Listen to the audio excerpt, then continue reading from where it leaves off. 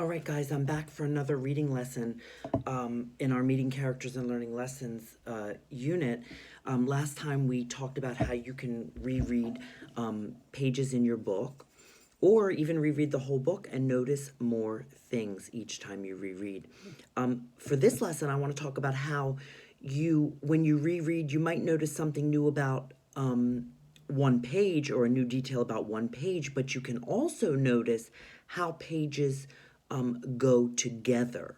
You might realize that certain pages go together, and when readers reread, they want to think about how the parts of the story go together. You might notice that the same kinds of things happen in one part of the story. You might notice how the beginning of the story goes together. You might notice how when the problem happens, those pages go together. I'm going to show you with Iris and Walter in the field trip. So in the beginning of the story, they're in the classroom and learning about, they're finding out that they're going on the trip. So they're in the classroom. And even the page, they're all excited. Even the page when they're eating dinner at Iris's house, maybe that goes together with the beginning of the story. Where they're learning about going on the trip and they're excited and they're telling their family. Those pages go together. And then maybe the pages about when they're riding on the bus, those pages go together in the story. Those pages go together. And then maybe the pages of when Walter gets lost, that's the problem in the story. Those pages go together in the story, okay? They kind of go together. And then the part of the story where Walter is found. Those pages go together, the solution to the story, when the trouble ends. So you can think about how parts of the story go together, and that will help you understand the story a little better. And it will also help you retell the story. When you think about the story in parts, it doesn't seem as big and overwhelming. So you can look at the clues in the story, the clues in the pictures, the words, and think about what parts of the story go together. And you can connect those pages together into a part. And remember, that will help you understand the story better and retell it.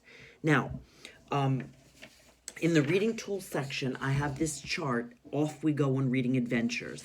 And we've talked about several of these. Get ready to take a sneak peek. Actually, we talked about this whole chart. Keep track of the where and the when. Predict what might happen next. Retell the important parts of the story. Reread to notice more. And connect the story parts together. Okay? Now what I want you to do is make a goal. I have this suitcase that is attached to this lesson, and this is like our suitcase getting ready for our book adventures. And the tag here, on the tag you can put your name. And then on this suitcase, I want you to think about which of these things that you do well already, and which of the things you need to work on. And I want you to put one or two things that you need to work on the suitcase. You can write them right on the suitcase. You can write them on a post-it and stick them on the suitcase. I'm going to show you the one that is in my book that a little boy named Ethan did. You see this one in my book? And Ethan said that he said